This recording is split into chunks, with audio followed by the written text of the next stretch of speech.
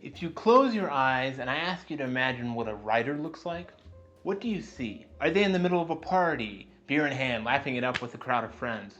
Are they at a business meeting, shaking hands with the CEO and smoothing them up? Or are they sitting in a cubicle, surrounded by a bunch of coworkers? Well, any of those people could be writers. That's not how we imagine them. We usually imagine someone sitting alone in the dark corner of a room, hunched over a notebook, scribbling furiously. And if you were to open the blinds, the sunlight would burn their skin and send them scurrying away like a vampire.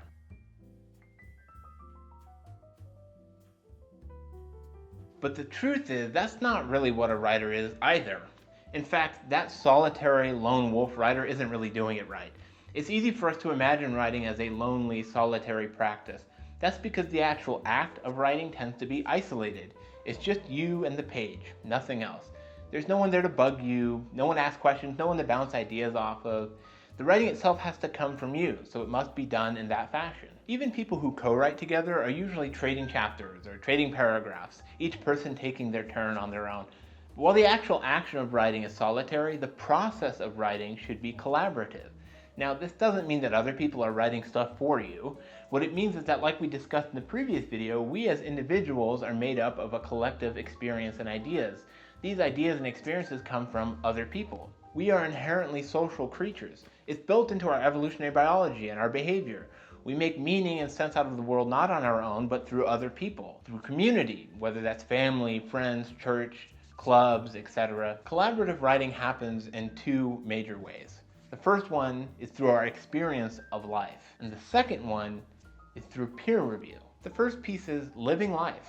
It sounds so simple and easy, but it's true that the best writers are often writing about what they know, the world around them, and the experiences they've had. If you're a fiction writer, the characters that you write about are often based on people you know or have known. And if you're writing nonfiction, well, you're very literally writing about what and who you know. Discovering our voice doesn't happen alone with us sitting in a room, cowering away and writing to our heart's content. After all, writing is a communicative act meant and designed to be shared with other people. If you haven't experienced life, especially socially, you'll have nothing to say about people or life. The next piece of this is peer review. If there's one thing I know to be true without a doubt in all my education and experience with writing, is that it's impossible to nail it on the first try. This is going to lead us into a process called drafting, which is an iterative process, meaning effective writing cannot happen without writing multiple times. We start with a first draft, then revise or change what we wrote with a second, then a third, then a fourth, and so on until we get somewhere decent. You can start the drafting process on your own, but you're not going to get very far. We're not always the best judges of our own work. We're either too self-critical or we're way too kind to ourselves.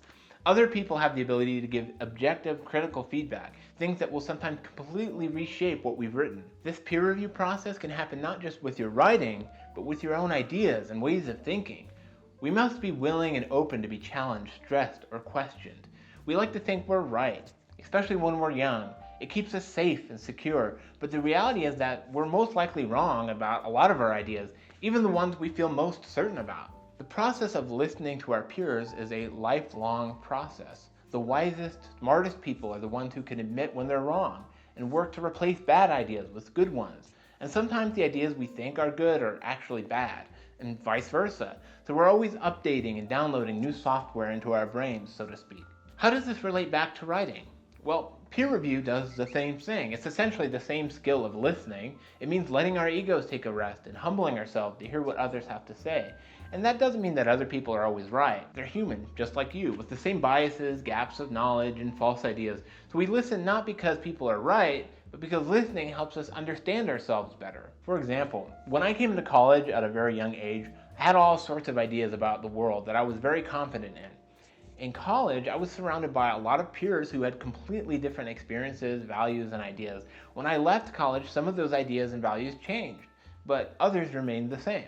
Regardless of whether my ideas changed or not, exposure and listening to those new ones, some to this day that I feel are completely wrong, still gave me a greater understanding and appreciation for my own ideas. I could look at my own thoughts from another point of view and challenge myself, trying to figure out why I believed what I believed. So if you're someone who thinks of writing as a solitary, isolated act, try doing something out of your comfort zone. Go outside. Go someplace you've never been before. Meet and become friends with people who are completely different than you. That experience of life We'll give you new ideas to play with. Practically, we can share our own ideas in writing with other people, hearing what they have to say in response to it, to see where we can improve and adjust our thinking. This collaborative back and forth gives us the opportunity to both listen to others while also working to discover our own voice. After all, if you really think you can discover your voice on your own, all you're really going to hear is an echo, a repetition of the same thoughts and ideas you've always known. Hopefully, you're starting to see now why writing is more than just words on a page. It's about life itself, our experience of it, and the process of learning and maturing as an individual. Here are some questions to ponder. What ideas and values are you absolutely certain about? Why are you certain about them? In what ways could you be wrong? Think about the most recent time you were criticized or challenged. How did you feel? Why did you feel that way? In the next part, we'll continue to look at our external world. We'll do this by exploring the basics of analysis. How does critical thinking actually happen? What are the steps we can take to begin thinking more critically, thus applying that to our own writing? Through a greater understanding of critical thinking and analysis, we can then return inward and begin thinking about how we can actually use our voice. See you next time.